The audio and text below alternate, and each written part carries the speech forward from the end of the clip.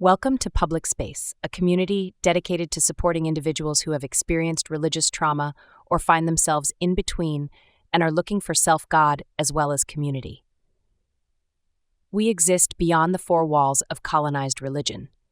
Here, we create a safe and vibrant space where members can explore and share spirituality, stories, art, and intellectual inquiry through critical dialogue.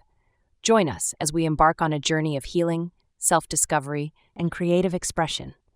Together, we will foster a supportive community that empowers individuals to reclaim their voice, embrace their unique journeys, embody a Path-Maker archetype, and find solace and strength in the company of like-minded individuals. Greetings, Pathmakers, and welcome to Season 2.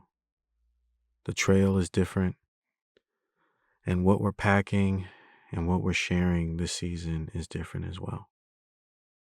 This season, we plan to have more engaging dialogues with individuals while off path. So enjoy the following dialogue, as it may inform you and add to your toolkit while you trek life beyond religion, especially colonized religion. See you out there. All right, welcome back. We are here off path with Cher, and she has an amazing book coming out mid-February, and she has an amazing perspective that we would love to hear and have you hear, especially in this community, in this space. So without further ado, Cher, please tell us a little bit about yourself and this amazing book that's coming out. Yeah, sure. This is always like the hardest question. Tell us about yourself, right? Because I'm like, well, where do you want me to begin? And which self? um, but yeah, so gosh, the work I currently do, I'm going to just start there instead of trying to start from like birth and move my way up. So, um, I'm a doctoral student and in transformative social change, which is just a really fascinating and very progressive field. And most of my work is in the neurodiversity space and the disability justice space. And so, and it's very forward-leaning lived experience. So I integrate lived experience into my scholarly work as equals, right? So as being just as important as the theoretical work, as the research, as all of these things. And I didn't really come to academia like on purpose. I'm a late in life bloomer on kind of all levels. So when I came back to school later in life, I thought I was going to go into clinical psychology. And I didn't know really why I thought I wanted to go into clinical psychology until I started to do the work and realized I was actually trying to figure out what happened to me. And at the time, what's wrong with me, right? That's kind of the questions I was asking myself. And because of the background that I come from, I had not been exposed to these types of mental health conversations, right? To psychology or psychiatry or these types of dynamics, and so I kind of got like thrown into it, and I was like, "Huh, wait a second." This doesn't feel right for me. Like this is not describing my mind. This is not describing my experience. I did have an experience. I had a really challenging experience, but this isn't describing it. And so that's how I kind of pivoted into the work that I do now is I started to see that there was a lot of structural issues. It wasn't that we were seeing bad actors necessarily, right? I mean, we have a history for sure, but when it comes to psychology, but um, people were doing the work because it was meaningful to them, but there was still some issues. And so that's how I kinda landed in this field. And, yeah, I guess I'm gonna just stop there because I otherwise I'll just keep going and going, so No, that's incredible. Thank you for sharing that.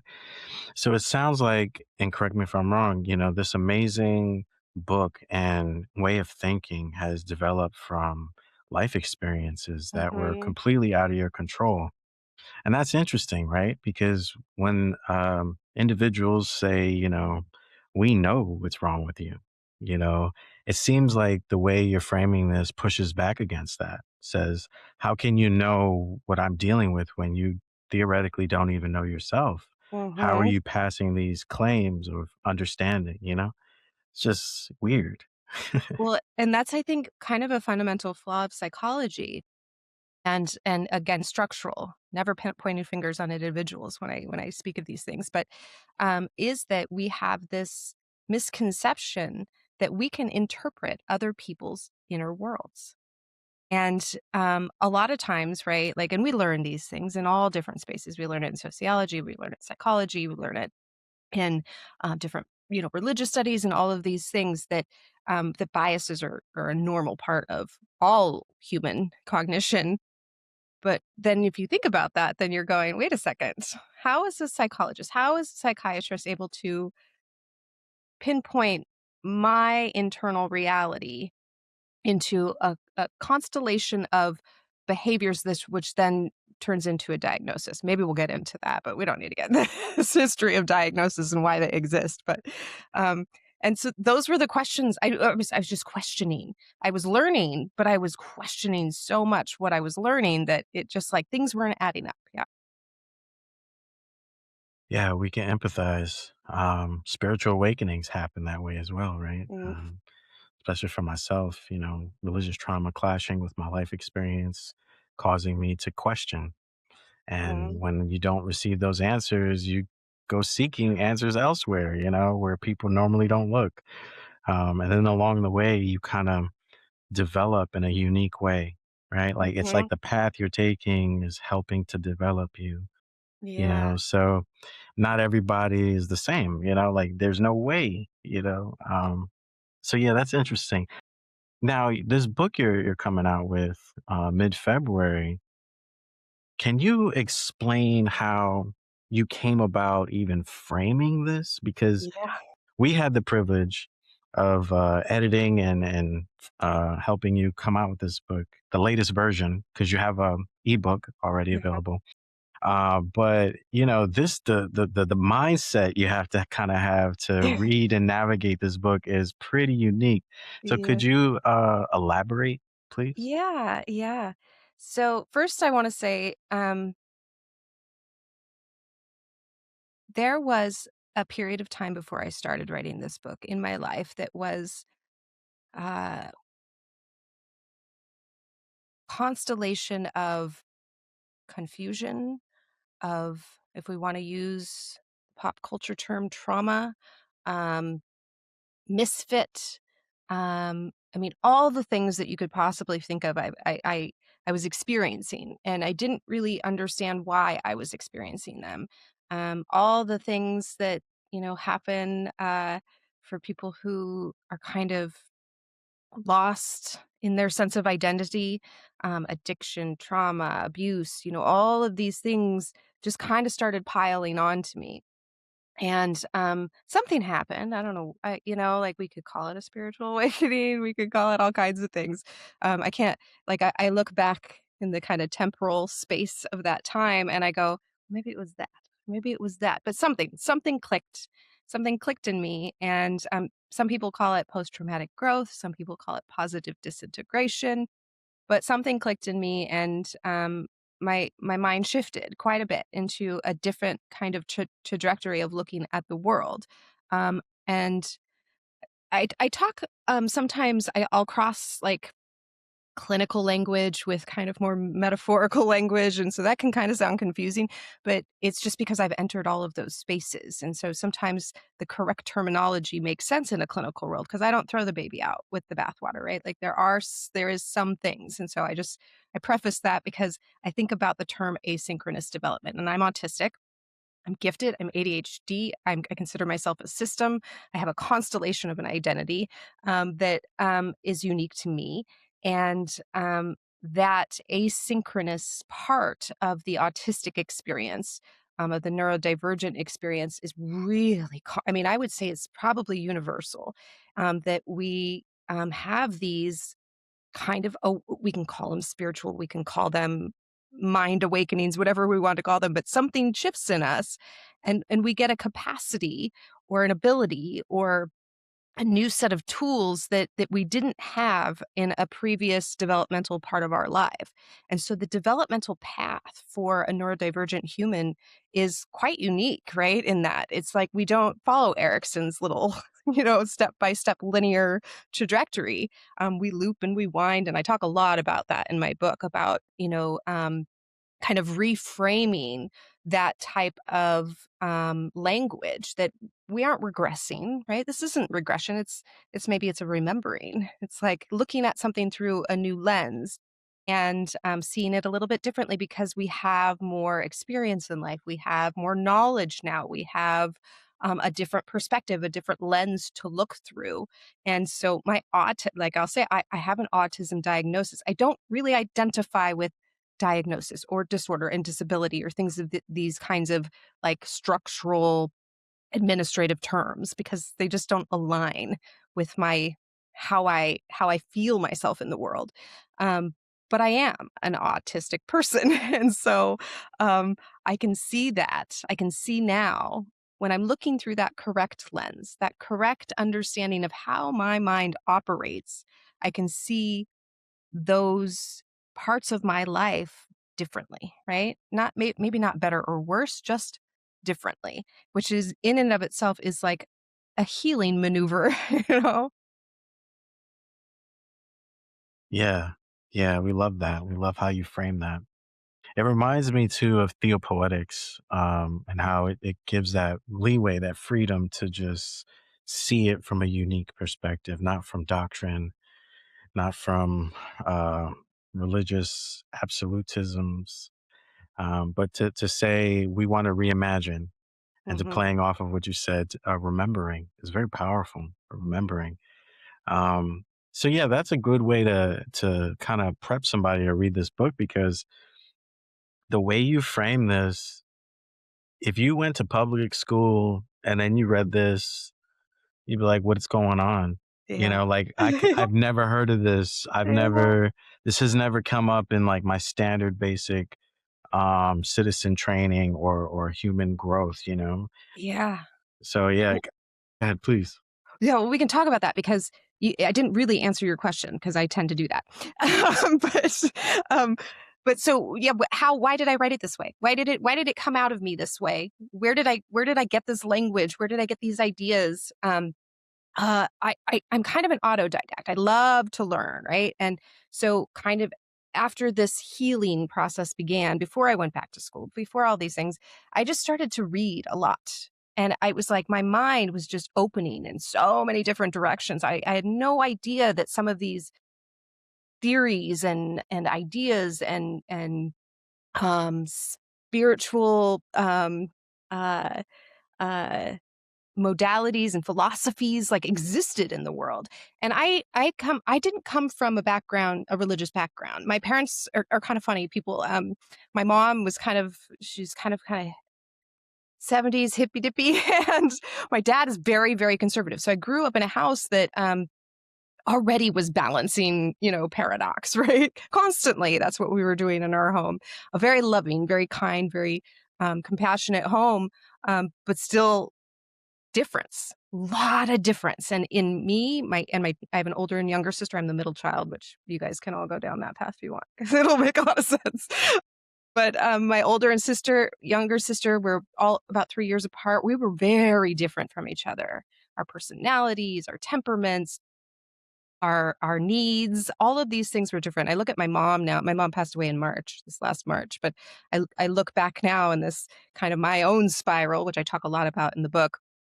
I look back at that and go, "Gosh, she was a superwoman."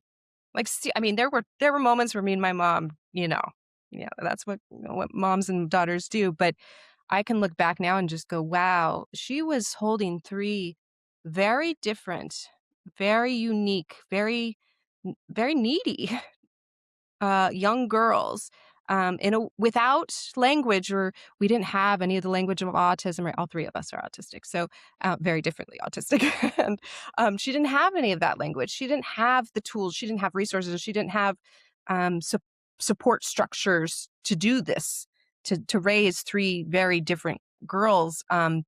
And it was just for me to look back at that now, through my whole healing path, because I did go through the whole, wait a second, maybe it was my parents that did this to me, and of course it was, but but not in that way, not in that there's any ill intention.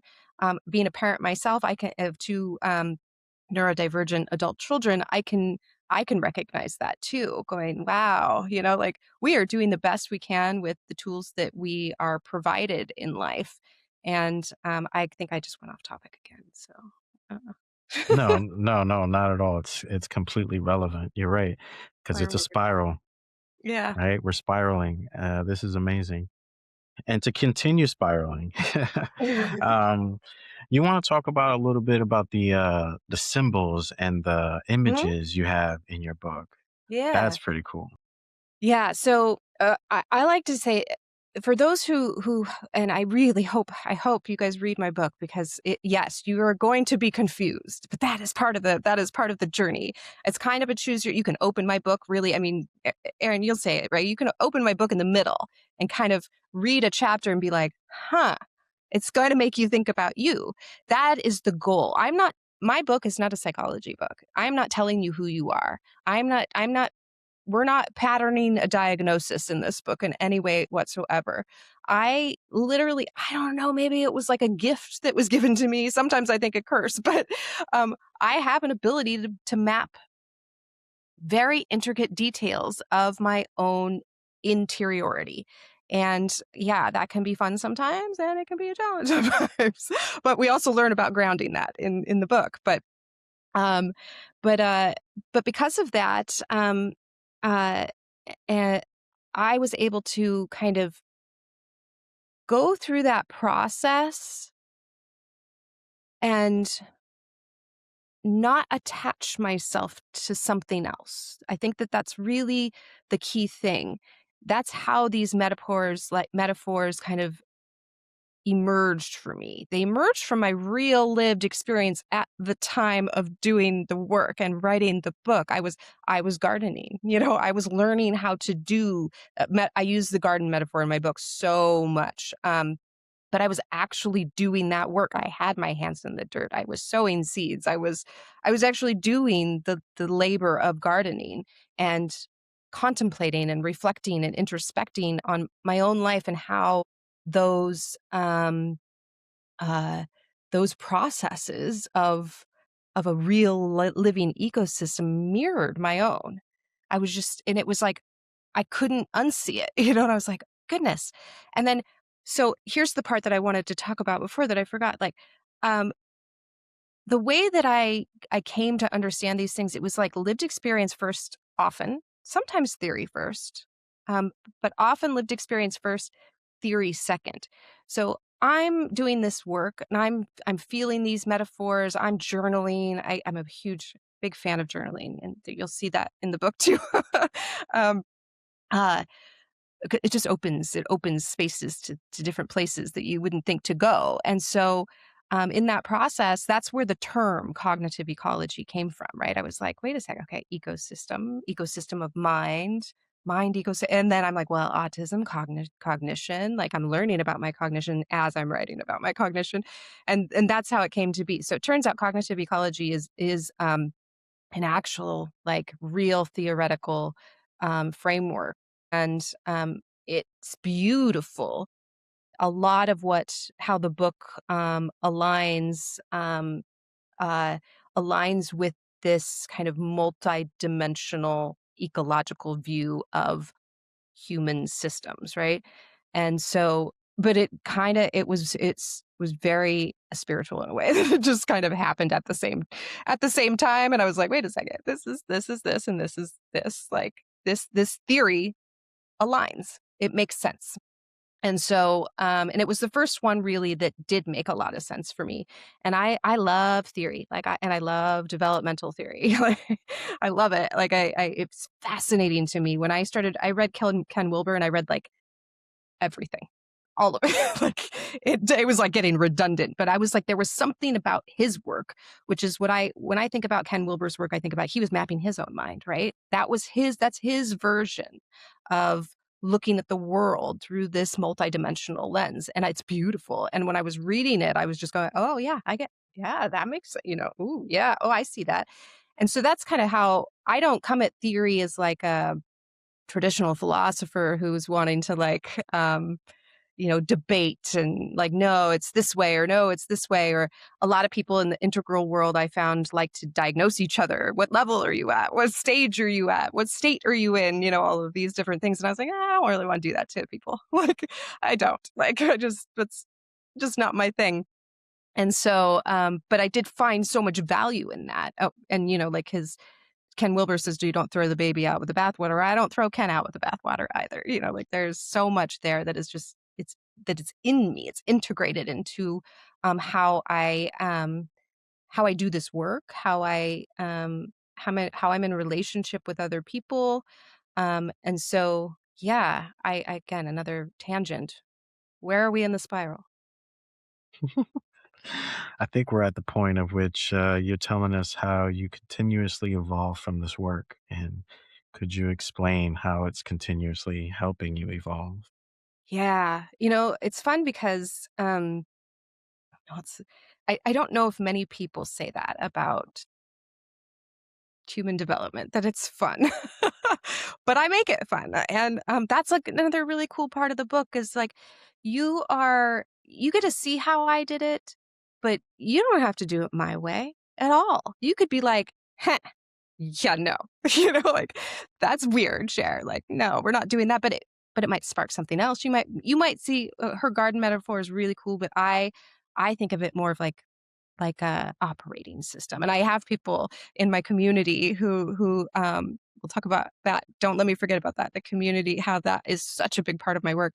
But how people say, yeah, I can see that, but it's like this for me. And that is my favorite answer when someone says that. When I write something and they say, yeah, I can see that.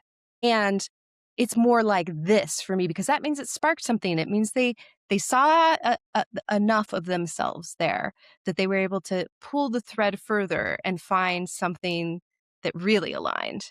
And that's the goal of this work. That's the goal of mapping your mind. That's the goal of human development, right? Is like continuous growth. I'm a growth oriented person. In all aspects of my life. I like to grow. I like to, if we want to get into the metaphors, the garden metaphors, the we talk a lot about root systems in the book, and that how I think of root systems is like that's what holds you, right? In a lot of developmental theory, um, we sometimes, depending on who you're reading, focus so much on transcendence, right? We focus so much on coming to the outside and looking, out here and looking in, which is beautiful. I say sometimes I say, well, transcendence is a Tuesday for me, but I need to come home, right? Like I need to come home. I have an autistic gifted brain. I have hyperphantasia. Like meditation is a beautiful experience for me. It's very natural. I love to go there, and that's escapism at some point, right? Like it truly, truly is. And so that's why I talk about those root systems. Like what holds us to our community? What holds us within our family systems? What holds us within even our work systems or wherever we're in relationship with other people? And that's our root systems, right? That's our history. That's our ancestry. That's our, if we want to get into science, we can talk about epigenetics. And so we also explore that, and in the book. So yeah. Yeah, let's continue spiraling into this concept of community. What kind of community are you in right now? And Yeah. how's that growing? Yeah. Okay. So again, one of these things that I get these insights sometimes. I'm just like, I gotta do this. Like, I have to do this. It's gonna happen. I'm not gonna not let it happen.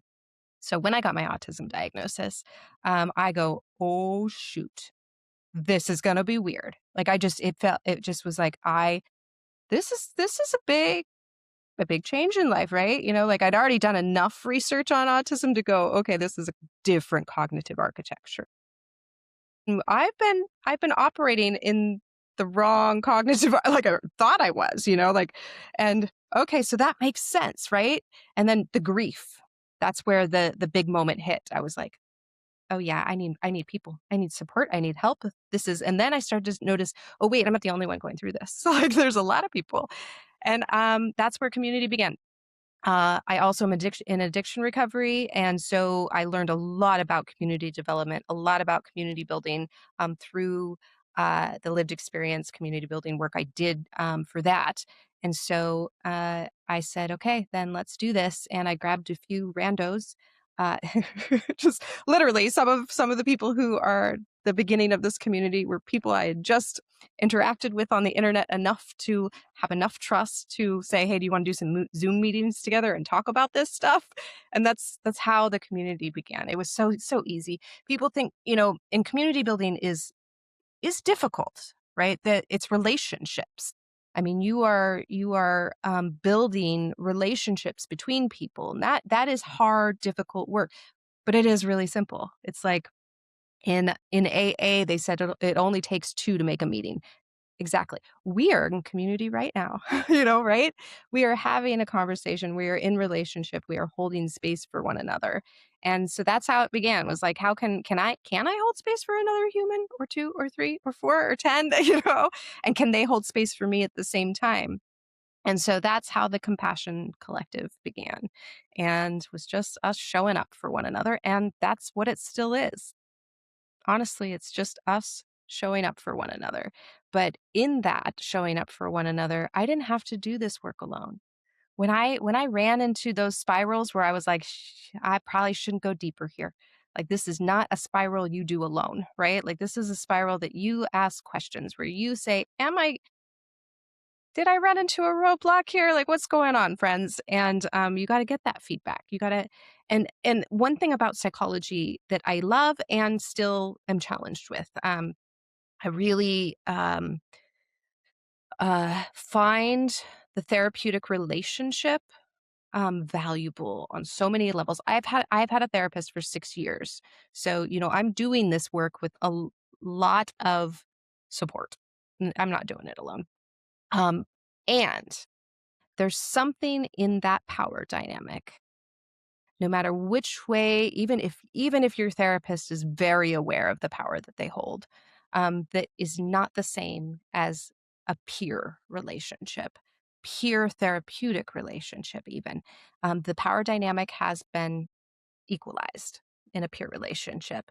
There's no exchange of monetary, everything is reciprocal in the energetic way, right? And so it's just a different type of dynamic, and it's one I value so very much, uh, that I get that.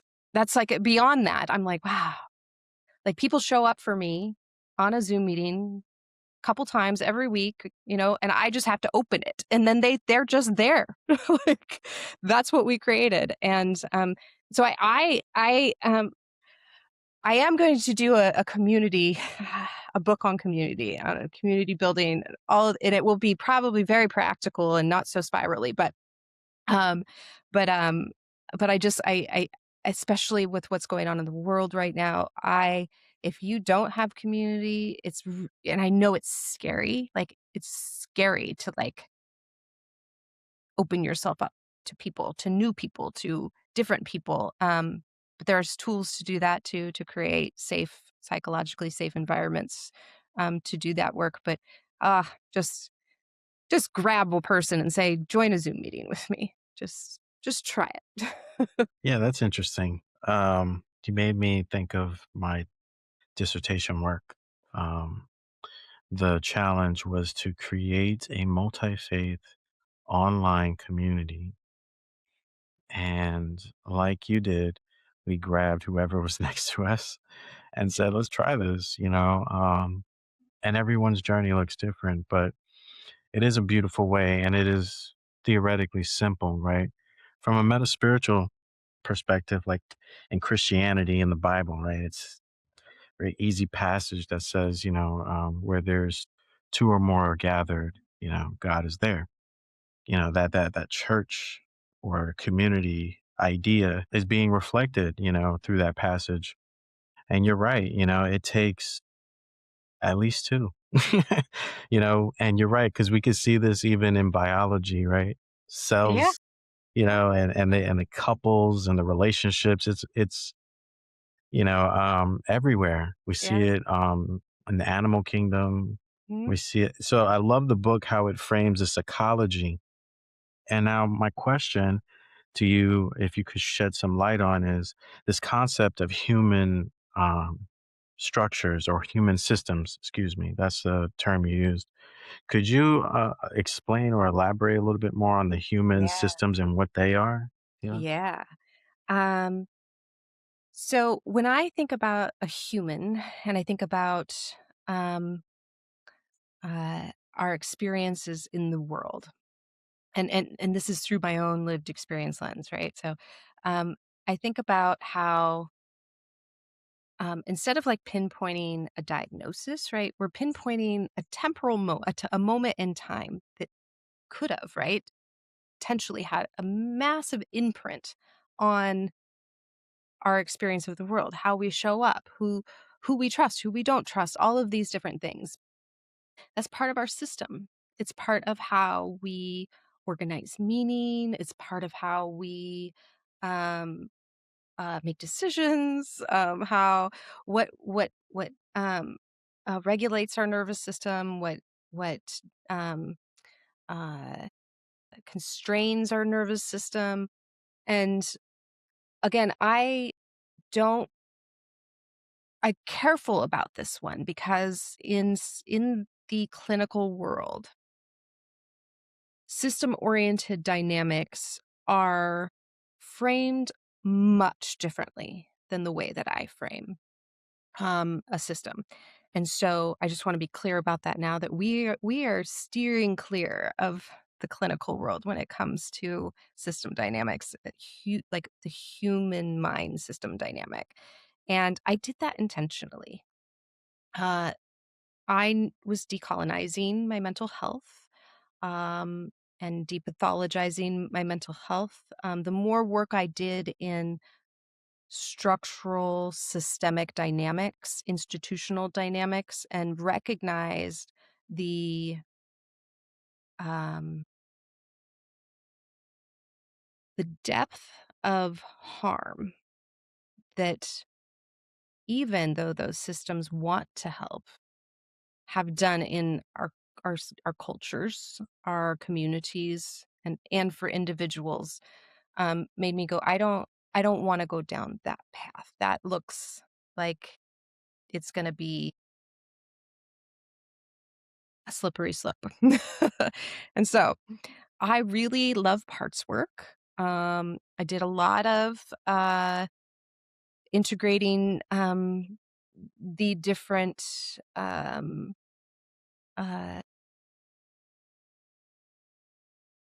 I guess, kind of thought leaders in that area. But again, I think of that as that was one person's conception of this, right?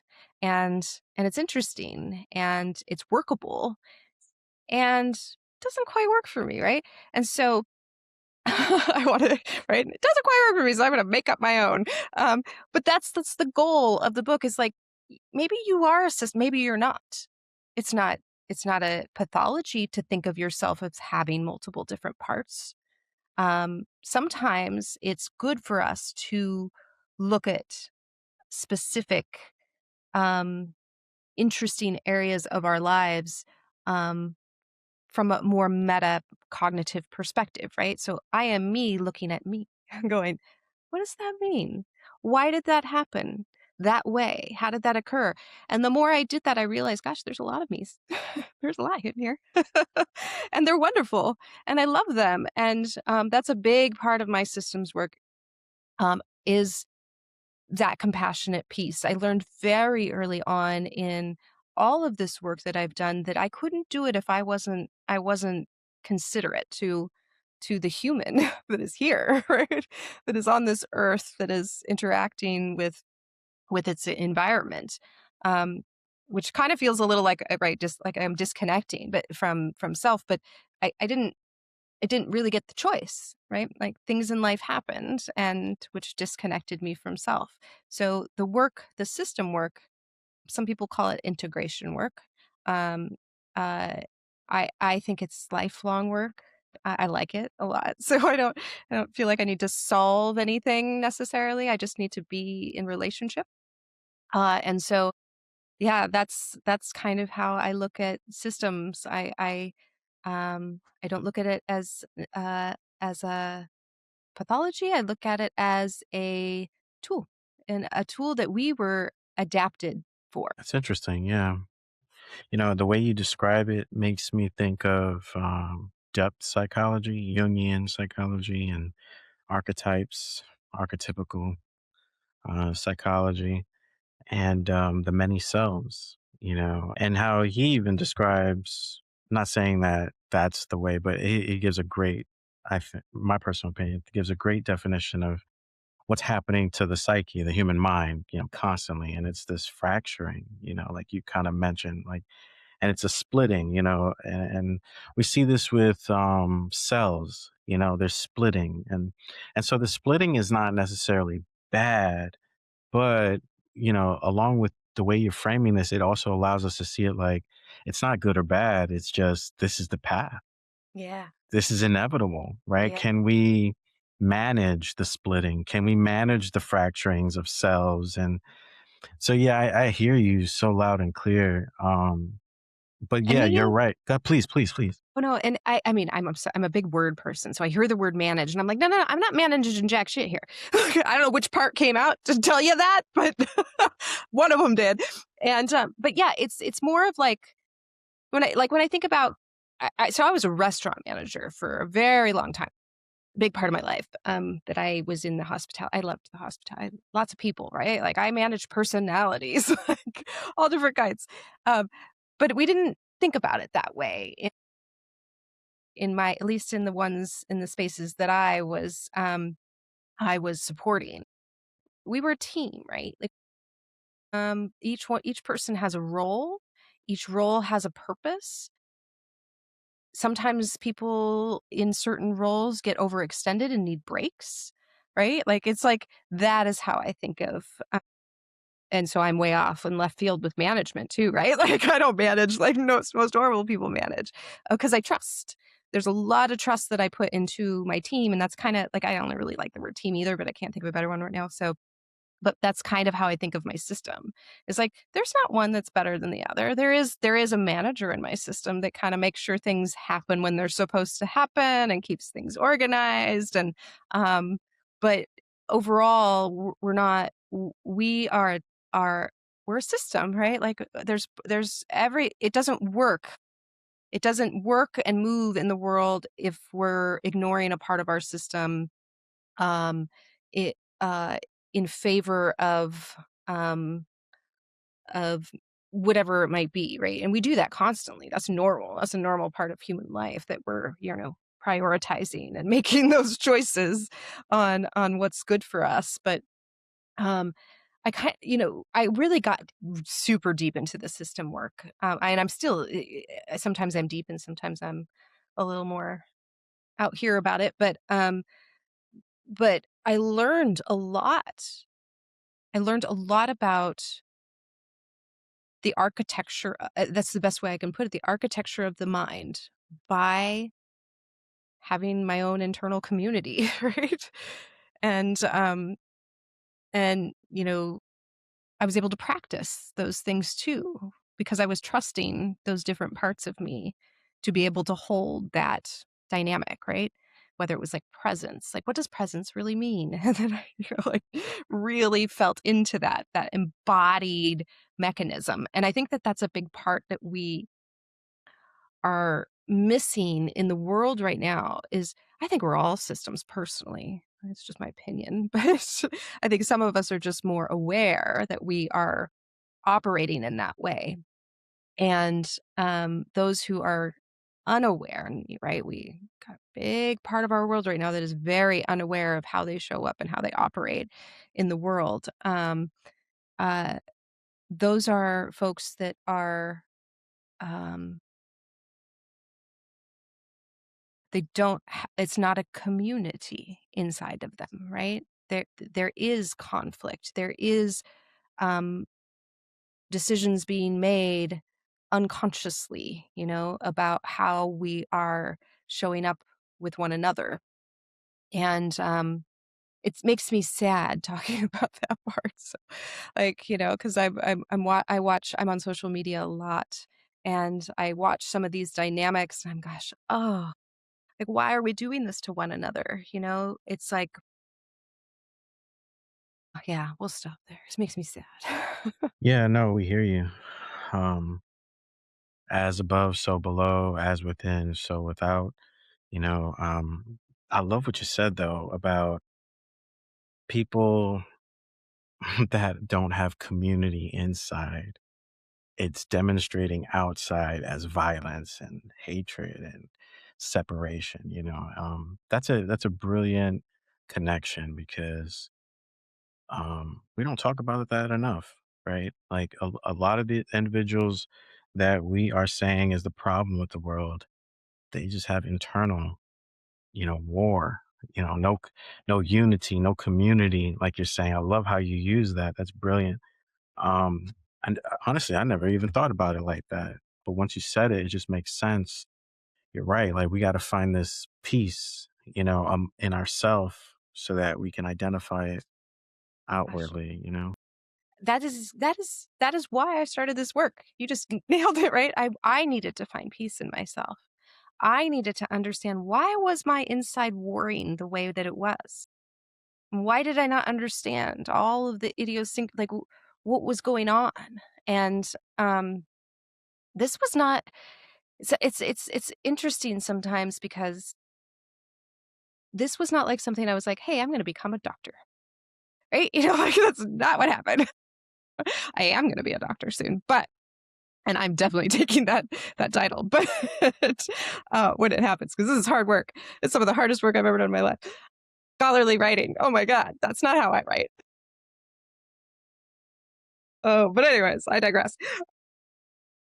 But yeah, when I started doing this work, it wasn't like I was like, oh, I'm going to become this weirdo person who writes about spiral logic. No, it just happened. It just happened, and I want to share it because of what it brought me. It was like, wow, you go inside yourself, and it's scary in there sometimes. There you will find things that are like, oh, wow, okay. And all these like, it happened. There's paths everywhere. There's paths to enter. I am one path to enter this work, right? I might not be your path. I might be a little bit too wild. I call myself a wild mind. All the things, right? Autism, ADHD, just keep you adding them. They're all there. And but yeah, I believe it's wild and wonderful to learn about how your internal world works, and there's no right or wrong way to understand it.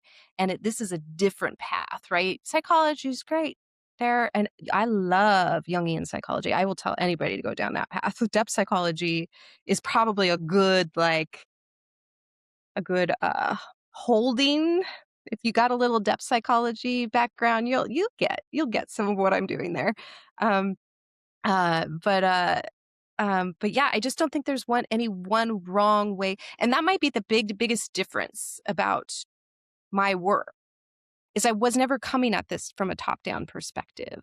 I didn't become this and then write about this because I diagnosed all of this. Like, it's so, and not saying that is wrong. That is not wrong. That is helpful for people in a lot of uh, instances and situations and environments.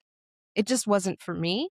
And so I needed to figure it out a different way. So I just took one of my favorite poems since I was a little girl was Robert Frost's Two Roads Diverged on Yellowwood. Sorry, I could not travel both. Yeah. Yeah. That is like, that's that's what I did. I go, wait, no, we're going to go this way. And there's another author that I love, her, Adrienne Murray Brown. If anybody hasn't read her work, oh God, yeah, she's just Emergent Strategy. I read that book and I was just like, oh oh, this is what I'm doing. It like validated me in so many ways. I was like, oh, okay. I mean, number one, she's amazing, amazing, amazing. I mean, sometimes I'm like, I put her in the category of like bell hooks. I'm like, she is like our bell hooks of this time, right? Mm. And so I read her and just like feel exactly what I need to feel. She is not soft. She is honest. And so she will bring up things that you can then sit with. And I think that that is what my work does too. I think I I bring you into your space, your mind, your body in a way that is enough holding, but I'm still gonna I'm still gonna activate you in the right ways as well. But I also am gonna say, hey, but why don't you go take a break now? Because this is a lot. Yeah, we definitely get you. We definitely get you. And we do want to be respectful of time. And thank you again for making time and creating this space to share with us, to, share your book and your insights that are beautiful. We're going to have the links in the description to share her Substack. If you can, give a subscribe, a like, read through, listen through. She's incredible, to further this concept of development as well and try to better understand the world she's coming out of and creating constantly. On that note, do you have any final thoughts, closing thoughts that you would like to share? Just thank you. Oh my gosh. Just been working with you I mean, we started this project in June, I think. So it's like it's been wonderful. Like it makes a huge difference when you work with somebody who's like in your wavelength. And so I'm yeah, just so much gratitude. Thank you. Thank you. Oh, well, thank you. The process itself has changed me, as a creator, as an editor. Um, you know, to be honest, your framework initially was challenging in a good way because it pushed me to then think outside the routine that I'm normally used to. And so no one would ever know this, but Well, yeah. the editing process was, a 50-50. It was just like, okay, we got to figure out a methodology here of taking what this is and how it looks and make it so that the computer can understand it and we Yeah. can upload it. So it's not an easy task because, your flow and how things had to be in a certain order, because if you broke it up, it would just not give that impact. It wouldn't be you. And Yeah. so I think we went through honestly 15 Oh iterations my gosh. before we Wow. even was like, You hey, nailed Cher, we got you a final edit. Check Yeah. this out. You nailed it because that Oh, was thank so you. I told you that from the beginning, that the flow was almost more important than the word. Like you have to read me because you can see how I talk. and and that was just really important to me that people got to read the way that my cadence, right? Like I wanted it to be read in that way because it's part of it. It's part of the work. Part of the work is the cadence. Right. Exactly. And we had to understand that. It was a new level of understanding because typically people write books and it has that very simple cadence. It's nothing good or bad about it. It's just this is like academia has its own cadence, and that's Yeah, what sure. makes it a little challenging, right? Thank Versus you for like a college paper essay, has its different cadence. So this book definitely had a very specific cadence and unique cadence, mind you. You're right. It was like, in order for the cadence to be continuous, the reader has to be able to breathe through it, like instead of just hiccups. Some books have hiccups. It's like, what, this Yeah, chapter, how did you transition? Where are we going with this? But yeah. yeah, I could say definitely like this cadence was wow, Ah, and thank and you. you're Yeah, right. You can jump in anywhere yeah. because it That was a usually great pushes you back to the other parts anyway. Yeah, it will. So Oh, yeah, yeah, spiral you right back where you need to land. That right. was, like, very much you know who a big influence for Dr. Seuss, like, his cadence. Ah, yes. Like, the when you Yes. read Dr. Seuss, you read him to know to I mean, it lands in your body Yes. in a way, and so that's what I want. I wanted it to land in the body in the right Mm. Yeah, you're right. It's poetry, not was. It is poetry, and we recognize that as a poet, you know, and was like, yeah, you can't move this around. This is symbolic, This has to Yeah. be here. But yeah, with all that said, it's been an honor. It's been a blast. Thank you so much for the Yeah. time.